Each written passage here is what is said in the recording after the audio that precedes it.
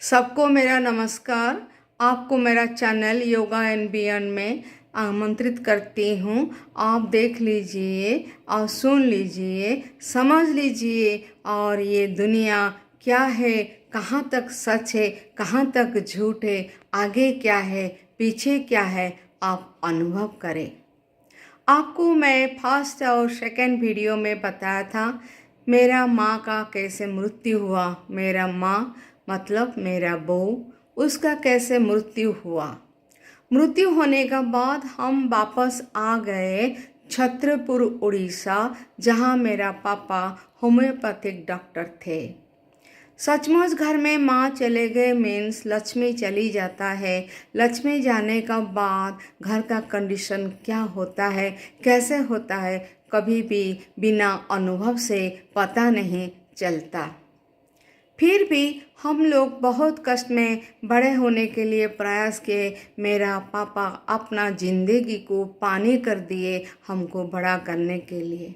कभी कभी मेरा मन में क्वेश्चन उठता है, प्रश्न उठता है, क्यों भगवान मेरा माँ को ले गए। मैं तो इतना छोटी हूँ, मेरा भाई बहन इतना छोटे हैं, फिर भी मेरा माँ को क्यों ले गई। ये क्वेश्चन का, ये प्रश्न का उत्तर कोई नहीं दे पाया। ना भगवान ना कि कभी स्वप्न में बोले, ना कभी पीछे से आगे से कहाँ भी कुछ नहीं बोले। ये मेरा नहीं, एक छोटी सी बच्ची 10 साल शुरू हुआ तो उसका मन में ये क्वेश्चन उठ रहा है। तब उसका बाद कभी कभी रिलेटिव्स, कभी कभी अड़ोस पड़ोस में पूछने लगी जे मेरा माँ क्यों चली गई, मेरा माँ क्यों चली गई। दुनिया में इतना लोग कभी कभी खराब भी रहते। वो लोग मुझे बोलते थे तुम बहुत पाप किया है पिछले जन्म में, इसीलिए तुमको भगवान इतना कष्ट दिया। मैं बोली क्या पाप, पाप क्या होता है, क्या पाप किया मैं। बहुत कुछ सुना दिए मुझे तो समझ में नहीं आया था। आज आप बोलेंगे समझ में आ रहा है, मगर वो टाइम मुझे कुछ भी समझ में नहीं आया था। कल मैं पाप किया, क्या पाप किया, ये भी एक बड़ा क्वेश्चन है। पिछले जन्म क्या हुआ, कैसे होता है पिछले जन्म, वो भी मेरा एक बहुत बड़ा क्वेश्चन था। तब मैं सोचा केवल मैं भगवान, मेरा मौसी जो बोली थी नरसिंह भगवान है और यहाँ दुर्गा माँ बड़ी माँ होते, ये दोनों को मैं पूछूंगी। कैसे पूछूंगी, प्रश्न का उत्तर मुझे कभी नहीं मिला। कभी कभी मैं छत ऊपर चढ़ जाती थी और आकाश को देखते हुए पूछती थी भगवान तुम क्या आकाश में हो, कभी तो बोलो मेरा माँ क्यों मर गई। अब ये क्वेश्चन वही 9-10 साल का उम्र का नहीं है। आज ये मेरा उम्र होने का बाद भी मैं अभी भी कभी भगवान को अकेले बैठे हुए पूछती हूँ मेरे माँ को क्यों तुम ले गए प्रभु, मेरा माँ को क्यों भगवान तुम ले गए, कारण क्या है, कारण क्या है, कारण क्या है। तो मैं कभी कभी सोचती थी उस उम्र में मैं जाती हूँ आज भगवान का मंदिर, माँ का मंदिर, मेरा घर मेरा माँ मंदिर का, माँ का मंदिर का पास ही था। कभी कभी मैं सोचती हूँ जाऊँ मैं जो रात को कपड़ा हम लोग नहीं पहनते हैं, सब लोग नहीं पहनते हैं, तब मैं वो टाइम इतना तो सीखी थी, रात का बासी कपड़ा भगवान का पास पहन के नहीं जाते। मैं जानबूझ के जाती थी और देखती थी भगवान मुझे डांटेंगे, भगवान मुझे डांटेंगे क्यों ये कपड़ा पहन के आई। तब मैं पूछूंगी आप मेरा माँ को क्यों लगे, मगर भगवान कभी आके नहीं बोले, माँ कभी आके नहीं बोली क्यों कपड़ा पहन के आए हो।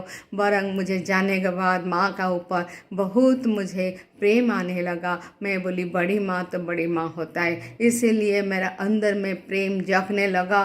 कभी कभी सोचती थी, आँख खोलती थी मंदिर में, बंद करती थी, आँख खोलती थी बंद करती थी। हो सकता है मेरा माँ बोलेगी क्यों क्यों, क्या हुआ, कोई बात नहीं, मगर कोई कुछ नहीं बोला। एक दिन ऐसे चलते चलते मैं थक गई, किसको पूछते पूछते थक गई। ये थकना अभी तक ख़त्म नहीं हुआ, अभी भी मेरे मन में वही प्रश्न मेरा माँ क्यों चली गई, मेरा माँ क्यों चली गई। जब छोटे बच्चे का मन में जो क्वेश्चन आता है ना, वो आदमी औरत जो भी हो एज होने का बाद भी वो कभी नहीं भूल पाता ये प्रश्न का उत्तर क्या है, क्यों नहीं मिला। मेरा भी ऐसे हुआ, मैं भी सोचा मेरा माँ को प्रभु क्यों ले गए आप, क्यों ले गए आप। ऐसे सोचते सोचते एक दिन में आकाश को देखा। आकाश वो दिन बहुत बारिश हो रहा था, काले बादल से पूरा घेराव कर दिया था आकाश। चार तरफ देखती हूँ काले बादल, बादल में बिजली का गर्जन। मैं तो बहुत डर गई। मैं फिर भी छत से नहीं आया, वही आकाश को देखने लगा और गर्जन सुनने लगा। लाइटनिंग, बिजली जो गिरने का आवाज़ आता है, बिजली का लाइट जो होता है वो देखने लगा। मैं उस टाइम बोली मैं तो आज नहीं जाऊंगी, मगर मेरा माँ को आप वापस करो, नहीं तो मेरा माँ को क्यों आप ले गए, मुझे समझाओ, मुझे बताओ। मगर वो तो उत्तर नहीं आया। फिर मैं छत ऊपर से नीचे आने लगी। फिर शाम हुआ, रात हुआ, मैं सो गई और इतना इमोशनल हो गई थी। और सोने के बाद धीरे धीरे मुझे स्वप्न में आने लगा। मैं जो सोची थी दिन भर, लगता है वही स्वप्न में आता है, वही आया होगा, ऐसा लग रहा था। भगवान चार तरफ मुझे दिख रहा है। कभी गणेश भगवान नृत्य कर रहे, कभी जगन्नाथ भगवान का मैं सुनी थी, गई थी तो बहुत बार। तभी भी मैं गई थी बहुत बार, क्योंकि माँ का मृत्यु के बाद हमको बहुत कुछ काम पड़ा था। तो वो टाइम भी मैं सोची थी 22 पहाड़ क्या है। वो 22 पहाड़ में चढ़ते जा रही हूँ, जितना चढ़ते जा रही हूँ 22 पहाड़ ख़त्म नहीं होता है। और मैं सोचती हूँ भगवान कब 22 पहाड़ ख़त्म होगा। ये सब स्वप्न का कहानी है, मुझे मालूम नहीं ये स्वप्न क्यों आया। फिर मुझे धीरे धीरे बारिश होने लगा। ये सब स्वप्न में लाइट गर्जन, बिजली गर्जन, बादल का गर्जन, बिजली का लाइट जो दिख रहा था बहुत ज़ोर से चमक रहा था। और स्वप्न में सोच रही थी चार तरफ से घंटी बाज रही है और लाइट भरपूर है। और वो टाइम गणेश आए थे मेरे पास, स्वप्न में आए थे और बोले तुम मेरे साथ नाचो। तो मैं स्वप्न में नाचने लगी। तब बोले यही है जिंदगी, तुम मेरे साथ नाचो, तुम मेरे साथ खुशी रहो, देखो कि सब तरफ खुशी मिलेगा। उसका बाद मैं देखने लगी प्रभु श्री गणेश मुझे लेके जगन्नाथ मंदिर जा रहे, हम लोग जा रहे, बहुत लोग जा रहे। जगन्नाथ मंदिर जैसे घुसने लगी, इतना ज़ोर से घंटी बजने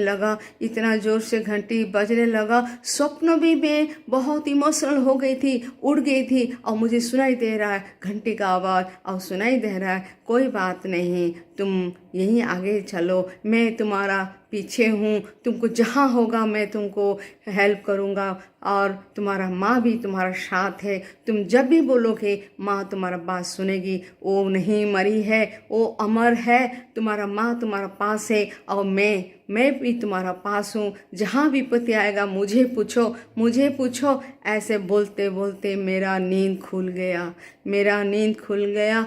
आँख में इतना पानी और मैं इतना ज़ोर से रो रही थी। मेरा पापा के पूछने लगे क्या हुआ। तब मैं बोली मेरा बहू तो अमर है, अभी भी यही है, भगवान भी यही है, वो मेरे साथ रहेंगे जब तक मैं यहाँ जिंदा हूँ, जब तक ये पृथ्वी पृष्ठ में जिंदा हूँ। मेरा भगवान मेरा साथ है, मेरा माँ भी, मेरा बहू भी मेरा साथ है। तब से मैं सोचती हूँ, जानती हूँ और अनुभव करती हूँ मेरा माँ और मेरा भगवान मेरे साथ है। एक स्वप्न मेरा जिंदगी को चेंज कर दिया, परिवर्तन कर दिया। और उसका बाद मैं आज तक भगवान को कभी नहीं भूला, भगवान को देखा नहीं। भगवान को मैं जानती हूँ मगर जानती हूँ वो मेरा पास है। विपत्ति हो जो भी हो मुझे हेल्प करते हैं, ये मेरा विश्वास। मैं भी सोचती हूँ आप लोग ऐसे विश्वास रखें और आपका पास आपका भगवान जरूर है। आपका पास आप गुरुजन जो है, आपका माँ पिताजी सब लोग आपका साथ है।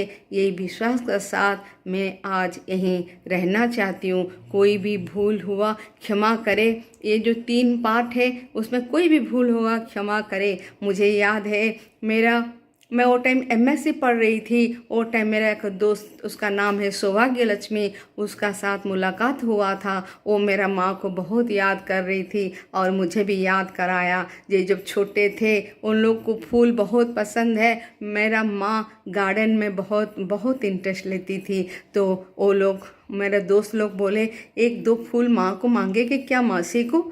मैं बोली मांगो। तब वो तुरंत माँ को मांगे, माँ मासी दो फूल देंगे। माँ बोली हाँ ज़रूर। और तुरंत गई अंदर से पॉलीथीन लाई, एक दो फूल किया 15-20 फूल उसमें दे दिया। और वो दिन का चला गया। वो दिन 5th क्लास और 4th क्लास का कहानी चला गया। मगर उसका बाद अभी तक मेरा दोस्त जो है वो याद रखे है। फूल 15 फूल उनका ज़िंदगी को चेंज कर दिया। ज़िंदगी बोलते हैं तुम्हारा माँ कितना अच्छी है, तुम्हारा माँ कितना अच्छी है। हम 2 ही फूल मांगे थे, वो 20 फूल हमको दिए थे।